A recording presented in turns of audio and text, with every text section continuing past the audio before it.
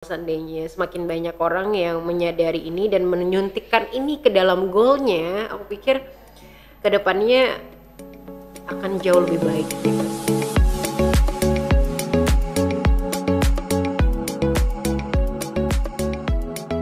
Ya, kembali lagi di Sarastia Talk bersama saya Miss Tia. Nah, kalau di podcast sebelumnya Miss Elvira sudah memperkenalkan kita pada sebuah paradigma baru yang sangat menyegarkan, Super Goals. Sebuah evolusi dari Smart Goals yang dirancang khusus untuk era cuan. Akronimnya sendiri itu ada Scalable, Unpredictable, Purpose Driven, Exploratif, dan Resilient. Jadi super gitu ya, terdengar sangat kuat.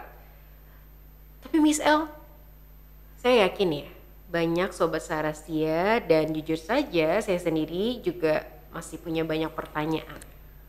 Ini terdengar indah sih, secara konsepnya itu oke banget, tapi bagaimana praktiknya? Kembali lagi bersama kita di sini Miss Elvira. Silakan Miss Elvira dengan jawabannya. Oke, pertanyaannya keren banget ya Miss Ria, dan itu emang pertanyaan ataupun reaksi yang sehat gitu. Jadi sebuah framework itu nggak boleh cuma terdengar keren gitu ya atau Benar. indah, tapi dia juga harus bisa menjawab tantangan-tantangan praktis di lapangan gitu, maksudnya implementatif gitu kan. Jadi di segmen ini kita akan ngebedah nih anatomi super gitu lebih mendalam. Jadi kita akan membahas jiwanya, tantangannya, dan yang paling penting pagar pengamannya. Waduh, ini lengkap ya, ada jiwanya, tantangannya, dan ada pagar pengamannya ya. Oke, siap. Yes. Oke, kita mulai dari jantungnya dulu ya, tadi Miss El sebutkan ya. Yaitu di huruf P-nya, yaitu stand for Purpose Driven. Oke, nah Miss El, Miss El kan tadi bilang kalau ini tuh adalah bahan bakar emosionalnya gitu kan, yang membedakan antara tim zombie yang memang nggak ada ruhnya di sana dibandingkan dengan tim pasukan khusus. Nah, bisa dijelasin lebih mendalam nggak sih Miss El, gimana sih sebuah tujuan itu bisa mengajarkan tim untuk memahami makna dan tujuan? Oke, jadi kita mulai dari kebenaran fundamental tentang manusia ya. Jadi apa yang membuat kita mampu bangun pagi dengan semangat? Terus misalnya apa yang bikin kita mau bekerja lembur tanpa ngeluh? Atau apa yang bikin kita mau bertahan saat menghadapi kesulitan yang luar biasa? Gitu kan. Nah, jawabannya bukanlah uang atau bonus semata, sebenarnya jawabannya adalah meaning atau makna. Jadi ada nih seorang psikolog hebat namanya Viktor Frankl yang selamat dari kamp konsentrasi Holocaust. Pernah dengar ya Miss Ria? Jadi menuliskan sebuah buku yang luar biasa, judulnya tuh Man's Search for Meaning. Kesimpulan utamanya adalah manusia itu bisa bertahan dalam kondisi paling mengerikan sekalipun kalau ia memiliki sebuah mengapa atau why, sebuah tujuan atau makna yang membuat penderitaannya tuh terasa berharga gitu. Wow, ini tuh dalam banget sih. Misalnya kalau ngomongin tujuan dan makna hidup ini gitu ya. Ini tuh seolah kita tuh lagi bicara tentang psikologi eksistensial gitu dong. Kenapa aku ada? Tapi gimana nih kalau kita ngomongin organisasi atau perusahaan kan, gimana sih kita bisa menghubungkan konsep ini itu dengan target penjualan atau proyek di kantor itu seperti apa? Oke, hubungannya sangat langsung dan erat ya Miss Ria. Jadi prinsip P dalam super itu adalah tentang secara sadar menyuntikkan makna ke dalam setiap tujuan yang kita tetapkan. Jadi ini emang kita desain untuk menolak melihat pekerjaan hanya sebagai serangkaian tugas transaksional aja. Jadi memang P ini atau purpose driven ini memaksa kita untuk menghubungkan setiap tugas dengan sebuah dampak yang lebih besar. Jadi ini kan merupakan sebuah implementasi langsung dari Manifesto Insan Bertumbuh ya atau MIB yang pernah kita bicarakan juga gitu. Jadi bahwa kita tuh percaya manusia itu pada dasarnya ingin tumbuh dan berkontribusi pada sesuatu yang lebih besar dari dirinya sendiri gitu. Nah, coba kita bedah gitu ya sebuah studi kasus yang punya perbandingan nih gitu.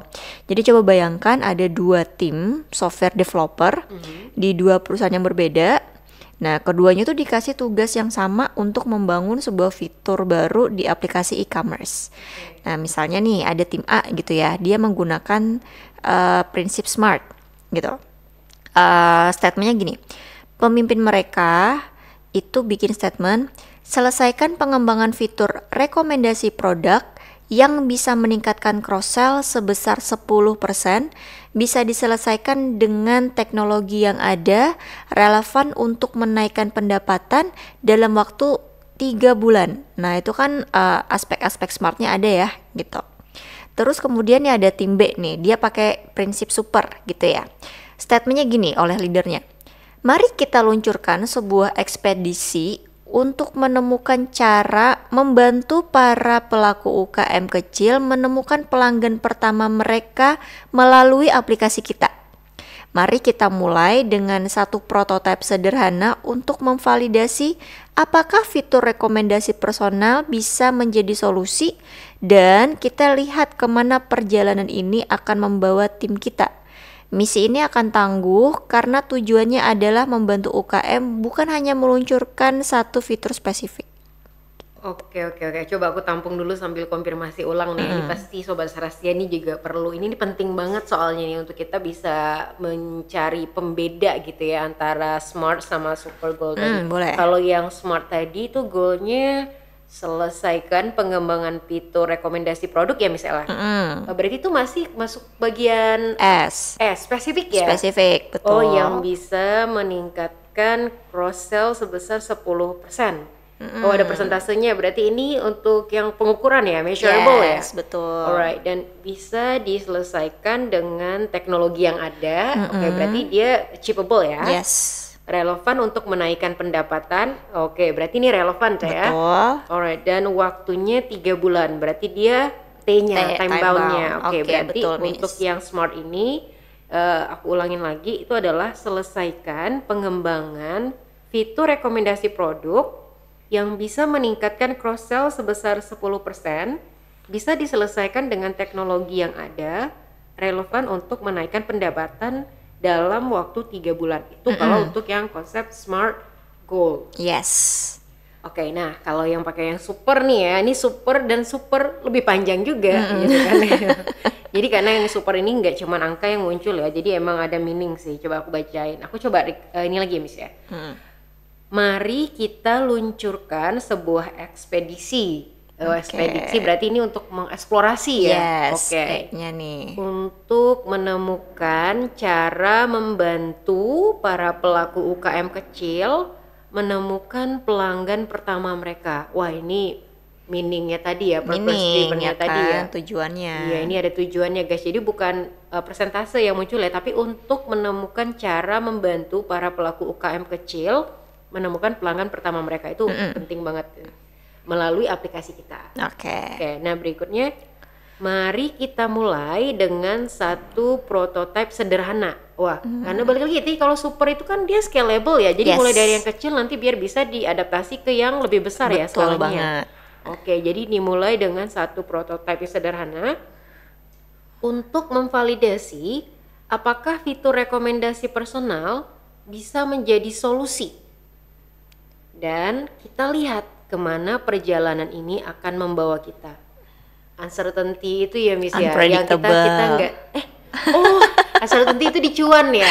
Ini yang unpredictable. Oke, unpredictable ini yang masih kita belum tahu apa yang akan kita temuin di depan, tapi kita udah punya tujuannya sih kayak gitu ya. Yes, ini betul ini ya.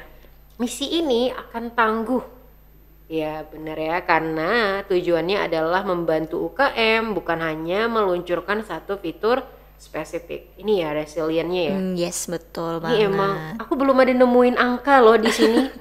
Wow, jadi ini udah terlihat sih perbedaannya nih. Kalau aku bisa sih, kalau aku sense-nya di sini kan kalau tim A yang menggunakan smart goals itu kan seperti perintah dari atasan, let's say biasa. Itu udah template sih seperti itu. Nah tapi kalau yang menggunakan super goals ini tuh itu ibarat kayak undangan untuk berpetualang gitu ya. Ayo kita melaksanakan ekspedisi sebagai seorang yang suka pura-pura berpetualang, ini merasa tertantang gitu, tergugah gitu hatinya. Ini luar biasa banget ya Michelle. Nah ya kan bener. Jadi coba sekarang nih kita bayangkan lagi di tengah jalan gitu kan. Nah, kedua tim itu menghadapi masalah teknis yang besar banget lah. Misalnya servernya crash gitu kan. Terus mereka kehilangan pekerjaan selama seminggu gitu. Terus gimana menurut Miss Ria, reaksi tim A? Mereka pasti akan frustasi kan? Kayaknya pasti sih. Moralnya pasti bakal jatuh tuh. Mereka mungkin akan bilang gini, sial gitu ya, target kita jadi mundur. Ini akan bikin laporannya kita merah nih gitu. Nih pekerjaan kenapa sulit banget sih gitu kan. Jadi kan mereka kehilangan energi untuk tujuan mereka karena sifatnya tadi transaksional gitu. Bener. Nah, coba kita balik ke tim B gitu ya. Jadi mungkin mereka akan frustasi juga secara teknis, tapi pemimpin mereka kan bisa datang dan bilang gitu, tim ini berat pasti. Tapi ingat ya, di luar sana ada ribuan pelaku UKM yang bergantung sama kita gitu. Setiap hari tuh kalau misalnya kita menunda setiap hari, ada satu toko kecil yang mungkin bangkrut gitu. Masalah server ini tuh mungkin rintangan, tapi nggak boleh jadi penghalang gitu buat mengalahkan tujuan mulia kita. Coba kita cari cara untuk ngatasin bersama gitu. Wah, ini energi yang disuntikan tuh jadinya berbeda gitu ya. Jadi power karena kita ngerasa ada orang yang bergantung sama kita dan karena tujuannya tadi untuk membantu, jadi luar biasa gitu ya misalnya. Yes, jadi beda banget gitu kan. Jadi tim B ini memiliki bahan bakar emosional yang unlimited gitu kan, karena mereka nggak cuma sedang kerja untuk mengerjakan tugas, tapi mereka itu sedang menjalankan sebuah misi yang bermakna gitu kan. Bener. Jadi ini loh kekuatan dari tujuan yang kita pengen ajarkan di purpose driven ini gitu. Jadi nggak cuma memberikan arah, tapi tuh meniupkan jiwa untuk berjuang gitu kan, dan ketangguhan ketika menghadapi badai. Jadi itu kenapa Super Goal itu mengajarkan tim untuk memahami makna dan tujuan. Wow, ini pilar yang P ini nih, yang purpose driven ini emang sangat-sangat mencerahkan sih. Dan ini kalau seandainya semakin banyak orang yang menyadari ini dan menyuntikkan ini ke dalam goalnya, aku pikir kedepannya akan jauh lebih baik sih pasti. Karena bisnis nggak cuman sebagai bahan dari kapitalisme aja ya, tapi juga untuk memberikan dampak baik bagi semua orang gitu biasanya. Alright, nah sekarang kita bahas lagi dua pilar yang penting juga yang tentunya akan membuat para manajer ini agak was-was. Nih dua pilar penting ini adalah eksploratif yang E dan unpredictable ya yang U tadi. Ya super ya, kayak ada eksploratif dan ada unpredictable. Nah pertanyaan aku simple sih Miss, ini tuh kan terdengar hebat gitu ya di dunia nyata nih ya secara konsepnya nih ya untuk. Cuman eksploratif sama unpredictable ini nih sebenarnya kalau kita konversi ke kehidupan nyata itu bukannya banyak uang yang akan terbuang di sana gitu ya, dan akan banyak kekacauan gitu loh. Gimana kita bisa memastikan tujuan yang super ini tuh memberikan tantangan, tapi dia tidak menyebabkan tim itu terlalu jadi liar gitu jadinya atau offside. Gimana Miss? Oke, krusial banget ya pertanyaannya ya. Jadi ini memang ketakutan yang paling valid dari setiap leader yang bertanggung jawab atas anggaran dan hasil gitu kan. Jadi jawabannya ya Super Goal memang memberikan tantangan yang liar, tapi dia tidak akan menyebabkan keliaran karena dia selalu datang dengan pagar pengaman yang sangat jelas gitu. Jadi unpredictable itu bukan berarti anarkis ya, tapi berarti eksplorasi yang terdisiplin. Oke, pagar pengaman, ada pagar pengamannya nih. Apa-apa aja sih itu pagar-pagar pengamannya itu? Misal tolong dijelaskan mungkin dengan sederhana dan praktikalnya itu gimana misal? Oke, jadi bayangin ya, kita lagi mau meluncurkan sebuah ekspedisi ke hutan belantara nih. Jadi kan seorang leader itu yang bodoh misalnya ya akan bilang gini, pergilah sesukanya kalian. Nah itu kan anarkis gitu. Itu nggak jelas banget itu maksudnya apa gitu, udah kayak terserah gitu. Terserah lah kalian mau kemana gitu kan.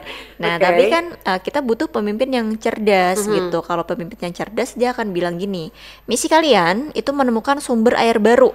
Oke, jadi anggap aja hutan itu adalah arena bermain kalian gitu kan. Misalnya luasnya itu 10 hektar gitu ya. Nah ini ada bekal logistik nih buat kalian, cukup untuk 3 minggu gitu ya. Jadi ini nih kalian punya jadwal untuk lapor gitu. Iya. Misalnya setiap hari Jumat melalui radio, kan di hutan tuh susah sinyal kayak gitu kan. Nah di luar itu kalian bebas deh untuk menentukan jalur yang terbaik kayak gimana gitu. Jadi dalam dunia XIS atau Extrude Initiative System kita pernah bahas juga ya. XIS itu merupakan framework untuk melahirkan inisiatif yang dinamis gitu, dan digabung dengan super goals. Pagar pengaman itu ada 3 gitu, Miss. Nah, yang pertama ya, pagar pertama itu tentang anggaran pembelajaran atau adanya learning budget gitu ya. Jadi pagar learning budget ini merupakan pagar finansial. Jadi kita itu tidak memberikan budget yang unlimited gitu. Jadi sebenarnya kita tuh kasih budget yang spesifik yang secara sadar dialokasikan untuk membeli data gitu. Misalnya gini, tim A punya anggaran belajar sebesar 50 juta untuk memvalidasi hipotesis X gitu. Kalau budgetnya habis, eksperimen ya berhenti dan kita bisa mengevaluasi pembelajarannya gitu. Jadi resikonya kan sangat terkontrol tuh. Jadi kita tahu persis gitu biaya maksimal dari sebuah kegagalan. Bukan yang unlimited gitu. Unlimited bahaya banget sih. Kayaknya nggak bisa deh unlimited di dunia yang sekarang. Nah sekarang kita bahas pagar kedua ya. Ini tentang eksperimen yang time box. Pagar kedua ini adalah pagar waktu gitu. Jadi kita tuh nggak ngasih deadline pada penemuan ya. Misalnya pokoknya kalian harus nemuin obat kanker dalam 6 bulan gitu. Padahal sampai sekarang aja obat kanker belum ada gitu kan. Nah itu kan aneh gitu. Nah sebaliknya kita kasih batasan waktu pada setiap eksperimen. Misal gini, kalian punya waktu 2 minggu untuk menjalankan satu eksperimen demi menguji hipotesis ini. Ini kan memaksa tim sebenarnya untuk bergerak cepat, bikin prototipe yang murah misalnya, dan tapi nggak terjebak pada kelumpuhan analisis gitu. Jadi ini tuh disiplin yang menghasilkan kecepatan belajar gitu. Nah, pagar yang terakhir nih, pagar ketiga, yaitu piagam inisiatif XIS gitu. Jadi ini tuh merupakan pagar strategis yang konstitusional. Jadi sebelum ekspedisi dimulai, kita pernah bahas juga ya di podcast sebelumnya, tim dan sponsor itu menyusun sebuah kontrak yang jelas, di mana di dalamnya tertulis misi, apa tujuan mulia dari ekspedisi ini gitu kan. Yang kedua, hipotesis kunci. Jadi asumsi yang paling berbahaya yang ingin kita uji itu apa hipotesisnya gitu ya. Terus metrik pembelajarannya. Nah, misalnya gimana kita mendefinisikan sukses, tapi bukan penjualan. Mungkin tuh kayak jumlah pengguna yang bersedia membayar untuk prototipe misalnya gitu kan. Dan yang terakhir itu ada batasan. Jadi apa saja yang tidak boleh dilakukan oleh tim gitu. Berarti aku rangkum ada 3 tadi pagar pengamannya yang dibagikan. Misal pertama itu dari segi budgetnya, finansialnya tadi diamankan oleh learning budget ya, anggaran pembelajaran, dan juga ada time boxnya juga di sini, yang memang untuk eksperimen itu juga dibatasin untuk waktunya, karena kan untuk menguji hipotesis ya, jadi di situ. Dan juga ada piagam inisiatif XIS ya. Nah tadi di situ juga dicantumkan harus tahu dulu nih ini misinya buat apa yang mau diuji di sini, hipotesis kuncinya itu apa, dan apa nih definisi suksesnya kita, metrik pembelajaran ya tentunya ya, karena kita berbicara tentang penemuan ya, jadi bukan tentang penjualan di sini, dan batasan apa saja yang boleh dan tidak boleh dilakukan oleh tim selama bertugas gitu. Jadi sebenarnya kebebasannya ada banget di dalam area bermain ini, dan memang udah disepakatin juga ya Miss ya. Betul. Jadi tujuannya tidak bisa diprediksi, tapi proses dan sumber dayanya sangat terkontrol dan terdisiplin. Jadi mantap sih ini. Benar banget. Jadi kalau kita pakai super goal itu tidak menciptakan keliaran sebenarnya, tapi justru menciptakan arena bermain yang aman bagi kreativitas untuk bisa liar tapi produktif gitu. Luar biasa ya ini penjelasan tentang pagar pengamannya ini ya. Ini sebenarnya para manajer yang dengar udah mulai tenang nih kayaknya. Oh maksudnya begini. Tak kirain unpredictable sama eksploratif ini main lanjut aja, main tabrak-tabrak aja kayak gitu ya. Oke. Nah, pertanyaan terakhir aku nih, ini terkait dengan anatomi super ini ya misalnya. Oke. Tadi kan Miss El sempat menyinggung soal jiwa dan tujuan strategis. Nah, ini bisa dijelaskan lebih mendalam nggak, Miss? Gimana sih kita bisa memastikan bahwa semua petualangan yang super ini, yang keren ini, itu nggak hanya menjadi proyek-proyek kecil yang terpisah, yang tersilo gitu let's say, tapi benar-benar mendorong perusahaan untuk maju secara strategis kayak gitu. Oke, jadi biar sempurna lingkarannya harus ditutup ya gitu. Iya benar-benar. Nah, jadi inilah yang membedakan super goals dari sekedar tujuan motivasional dari hal-hal yang dangkal gitu ya. Jadi super goal ini memiliki jiwa karena ia nggak pernah lahir dari ruang hampa sebenarnya. Jadi dia tuh merupakan turunan langsung dari tujuan strategis perusahaan. Oh iya, itu gimana koneksinya tuh misal? Nah, kayak gini, koneksinya itu dibangun melalui sebuah sistem perpipaan gitu ya kalau bisa dibilang, yang sangat jelas dalam kerangka kerja HGS atau Holistic Goal Setting gitu. Jadi gini, di level tertinggi yang paling awal banget itu kan perusahaan tuh pasti punya visi, misi sama roadmap gitu ya. Biasanya kan roadmap itu 3-5 tahun gitu kan. Nah, dari sana diturunkan jadi orbital goal. Orbital goal ini kalau teman-teman belum familiar tuh adalah goal tahunan. Oh, goal tahunan. Iya, gitu. Jadi orbital goal itu goal tahunan. Nah, dari orbital goal yang tahunan tadi diturunkan lagi jadi business goal atau bahasa umumnya adalah goal semesteran. Gitu. Goal semesterannya business goal ya istilahnya. Nah, kemudian dari business goal itu diturunkan sebuah tujuan super gitu yang biasanya lahir dalam bentuk business milestone atau tujuan eksplorasinya apa, atau sebuah bisnis objektif yang ini adalah area eksploitasi ya, yang ambisius gitu. Jadi secara garis besar itu garis keturunan tuh jelas gitu, dari visi misi ke roadmap, ke tahunan, ke semester, lalu ke bisnis milestone atau kuartalan ya yang eksplorasi, dan bisnis objektif yang eksploitasi. Gitu. Jadi tim itu sedang mengejar tujuan super untuk menciptakan aplikasi komunitas gitu. Mereka tuh tahu bahwa misi yang mereka jalankan itu adalah bagian dari bisnis goal gitu. Terus bisnis goal ini mereka tahu bahwa itu adalah bagian dari orbital goal gitu. Jadi sebenarnya nyambung aja yang mereka lakukan kecil-kecil itu merupakan bagian kecil untuk mencapai goal yang lebih besar gitu. Jadi ternyata Sobat Sarastia, jadi itu bukan sesuatu yang terpisah ya. Dari penjelasan Miss El kita tahu ternyata dari hal kecil itu merupakan turunan dari visi misi dan roadmap yang mungkin biasanya rancangannya 3-5 tahun. Kemudian ada turunannya lagi di orbital goal yang dalam cakupan waktu 1 tahun, dan ada juga diturunkan lagi menjadi business goal atau tujuan semesteran. Lalu kalau di holistic goal setting ini tadi pembedanya itu adalah ada istilah business milestone kalau untuk yang bagian eksplorasi, dan ada business objective kalau untuk yang eksploitasi ya. Betul.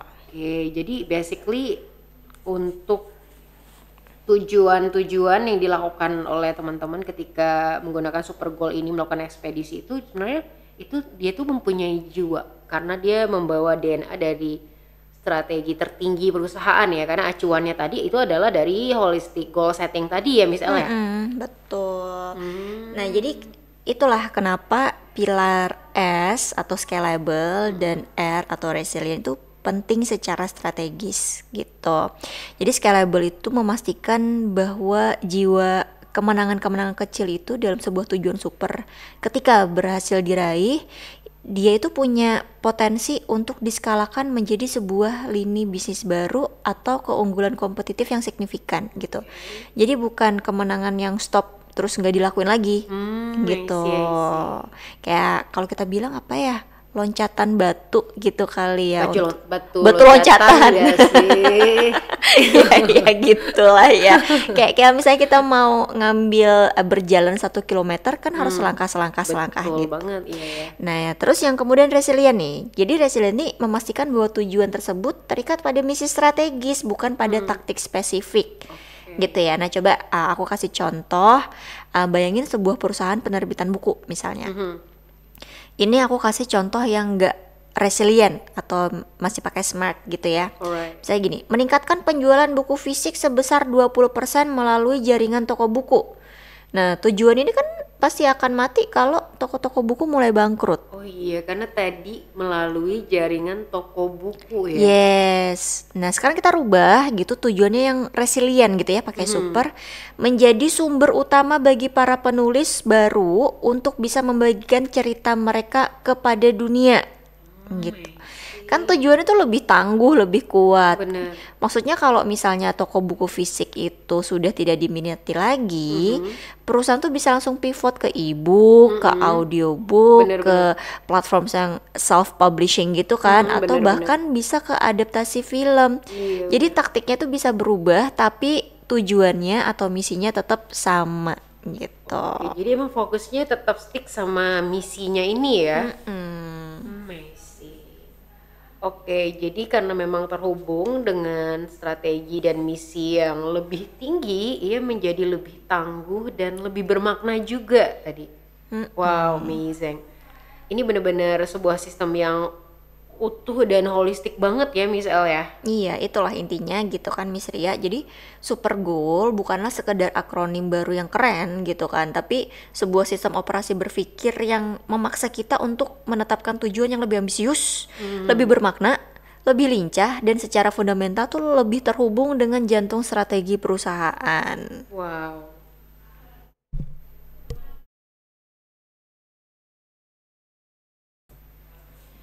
Oke, Miss El, kita udah melakukan otopsi brutal nih pada SMART goals dan membedah anatomi super goals yang sangat powerful dan penuh makna itu ya.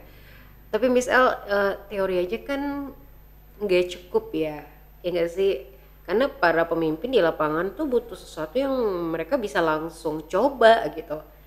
Apakah kita bisa nih pura-pura melakukan sebuah workshop mini nih sekarang nih? Mungkin kita bisa ambil contoh satu tujuan yang menggunakan SMART goals yang umum, lalu kita transformasikan ke tujuan yang super goals. Wah, ide yang bagus banget tuh Miss Ria. Boleh banget ya. Jadi ini cara terbaik buat konsep jadi nyata gitu, biar audiens gak bingung ya. Coba kita ambil contoh tujuan yang sangat umum yang mungkin kita sering ketemu nih Miss Ria di departemen penjualan atau pemasaran sebuah tujuan SMART yang klasik lah. Coba Miss. Oke, coba aku yang pick up ya. Misalnya gini, meningkatkan pangsa pasar di kota X sebesar 10% untuk produk sabun glow kita dengan cara memberikan diskon 20% di semua supermarket dalam waktu 6 bulan ke depan.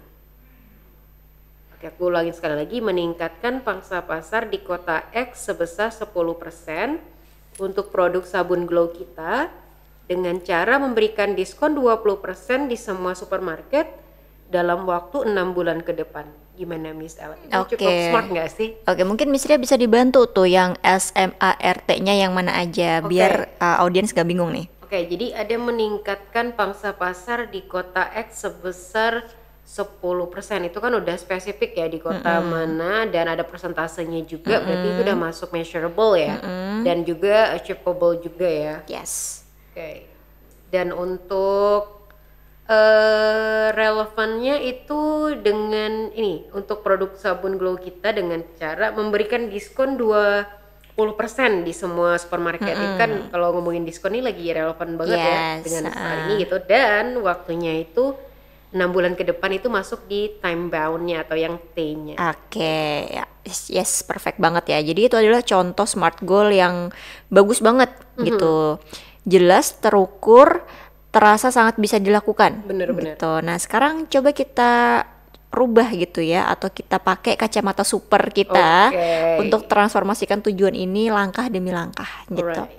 Yang pertama, tentukan jiwanya dulu, purpose driven gitu kan. Nah, pertanyaan yang harus kita ajukan itu, mengapa kita ingin meningkatkan pangsa pasar? Oke, untuk menaikkan profit misalnya ya. Itu kan dangkal banget Bener. gitu. Nah, kita harus menggali lebih dalam nih. Apa tujuan mulia di balik sabun Glow? Nah, mungkin misinya ini mungkin membantu para wanita di kota X merasa lebih percaya diri dengan kulit yang sehat dan terawat. Nah, Oh gitu. iya juga ya. Jadinya beda ya sense-nya itu. Jadi bukan hanya sekedar jualan sabun. Jadi karena orientasinya bukan profit tadi, tapi justru untuk membantu wanita merasa percaya diri gitu. Ya, betul banget. Jadi dengan jiwa ini kita kan jadi punya energi gitu Bener. kan. Nah, langkah kedua nih, buat jadi eksploratif dan unpredictable gitu. Oke. Jadi daripada langsung mengunci solusi pada diskon 20%, ya itu kan merupakan taktik eksploitasi murni nih. Iya Nah, sih. kita buka ruang eksplorasinya gitu kan. Pertanyaannya menjadi gini.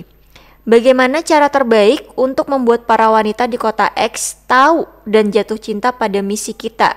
Mungkin kan bukan diskon gitu, mungkin solusinya ya membuat workshop tentang kesehatan kulit di komunitas-komunitas ibu-ibu, misal, atau mungkin solusinya bisa berkolaborasi dengan influencer lokal yang otentik. Kan kita belum tahu nih, dan hal yang kita nggak ketahui itu kan indah gitu. Wah, jadi justru konsepnya diganti ya. Jadi bukan perintah, yang bukan statement yang tadi berupa perintah, tapi justru diganti dengan pertanyaan gitu. Apa misi penemuannya ini gitu. Jadi itu membuka ruang banget ya untuk ide-ide kreatif ya berarti Miss Ella. Betul banget. Nah, sekarang kita ke langkah ketiga ya. Biar bisa resilient sama scalable gitu kan. Nah, tujuannya kan tadi cuma terikat pada diskon 20%. Ini kan Iya. rapuh banget nih. Kalau Iya kompetitor ngasih diskon 30%, Langsung nggak langsung bisa, hilang nggak bisa gitu main. kan. Nah, jadi tujuan yang lebih resilient tuh gini. Misal, menjadikan Glow sebagai produk sabun yang paling dipercaya dan dicintai oleh komunitas wanita di kota X. Ini kan tangguh banget. Bener-bener. Kalau Trust taktik ya. yang diskon tadi gagal, Bener, kita bisa coba taktik workshop misalnya. Kalau workshop kurang efektif, kita bisa coba taktik duta komunitas gitu kan. Taktiknya kan bisa gagal, tapi misinya kan tetap jalan dan dia Bener-bener. scalable gitu. Jadi kita berhasil menaklukkan kota X. Kalau misalnya kita bikin pola yang sama untuk kota Y sama Z itu gimana gitu. Wah, coba nih kalau aku gabungkan ya semuanya ini ya. Boleh. Jadi kalau kita gabungkan semuanya itu Miss El berarti tujuan smartnya tadi itu kan bunyinya tingkatkan pangsa pasar 10% dengan diskon 20% ya dalam 6 bulan ya. Betul. Ini bertransformasi menjadi sebuah tujuan super yang jauh lebih tangguh. Tadi kalau untuk yang bentuk supernya gimana Miss El? Kalau Miss El bisa ulangin nggak tadi gimana konsep goalnya? Oke, dalam 6 bulan ke depan, mari kita luncurkan di sebuah kota X gitu ya, sebuah ekspedisi untuk menjadikan Glow sebagai merek yang paling dipercaya dan dicintai oleh komunitas wanita di kota X. Dengan target pembelajaran menemukan 2 atau 3 kanal komunikasi dan promosi paling efektif yang bisa kita lakukan untuk di kota-kota berikutnya, dengan hasil yang tidak kita batasi hanya pada angka. Wow. Sekali lagi ya, ini yang berupa angka di sini cuman lebih ke time bound-nya tadi. Kalau untuk yang super nih ya, ada durasi waktunya dan ada solusi-solusi apa nih. Dan itu juga masih belum ada ditentukan apa gitu ya. Misal kalau tadi kan ada berapa aja nih? 2 sampai 3 kanal komunikasi yang dan promosi yang paling efektif ya. Betul. Dan yang seru lagi itu adalah dengan hasil yang tidak dibatasi hanya pada angka itu loh. Wow, ini misinya. Ini Sobat Sarestia bisa ngerasain gak sih energi dari kedua tujuan ini tuh sangat-sangat berbeda banget gitu. Kalau yang smart goals tadi, karena kita udah sering ya menggunakan itu dan langsung terdistract dengan data kuantitatifnya yang berupa angka-angka dan percentage itu.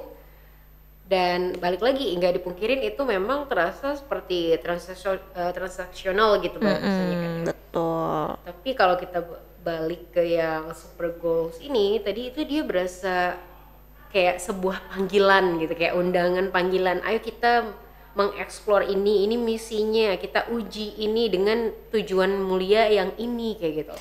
Ini Yes, keren bener banget sih nih. Mesal. Jadi emang itu ya perbedaan antara manajemen sama leadership.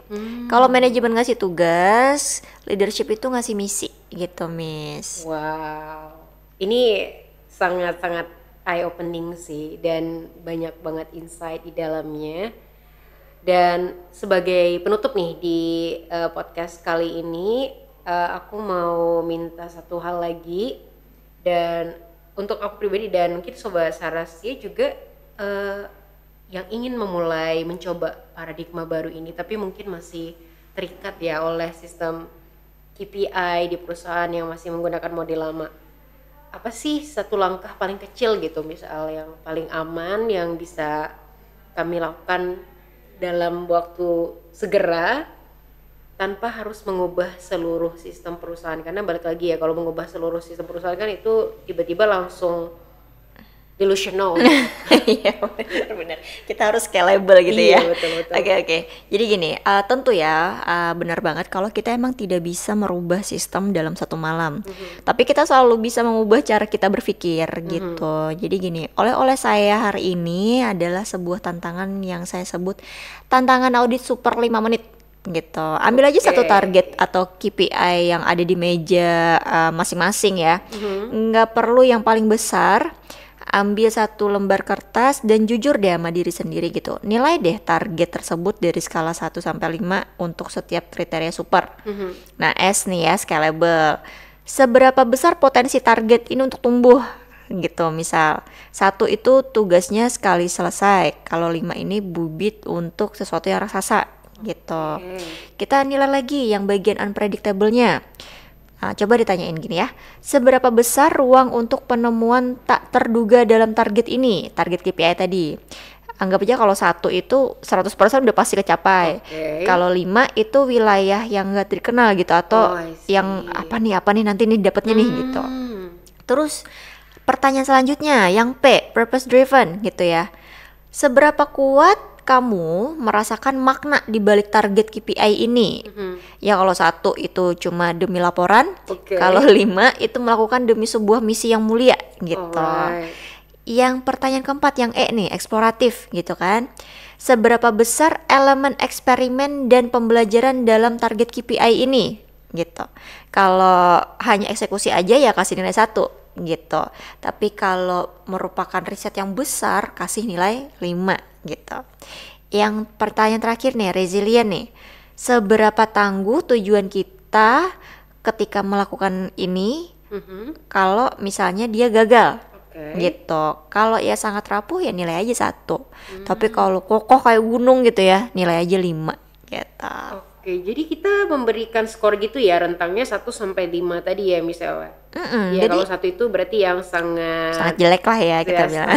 Standar gitu biasanya. Kalau 5 ini yang sangat super gitu ya. Yes, gitu.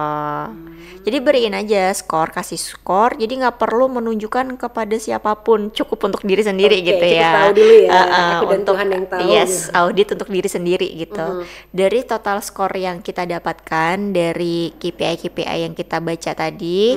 Nah, sekarang kita kan mulai tuh melihat secara objektif di mana letak kelemahan dari tujuan-tujuan yang diciptakan atau kita terima selama ini gitu kan. Nah, itu tuh sebenarnya langkah pertama untuk ngebangun apa? Ngebangun kesadaran gitu. Nah, kesadaran yang kayak gini nih yang kita yakini kalau di Sarastia itu adalah awal dari setiap transformasi. Wow, luar biasa banget sih. Kita dapat PR, gengs ya. Di Sobat Sarastia kita dapat PR ya, dan PR-nya ini sangat praktis dan bisa langsung dicoba. Jadi Sobat Sarastia, saya dan Miss L menantang Anda gitu untuk mulai melakukan PR ini dan melakukan audit 5 menit ini ya. Sendiri aja. Cukup Anda dan Tuhan yang tahu gitu kebenarannya gitu. Kan dari yang kecil-kecil aja dulu gitu ya.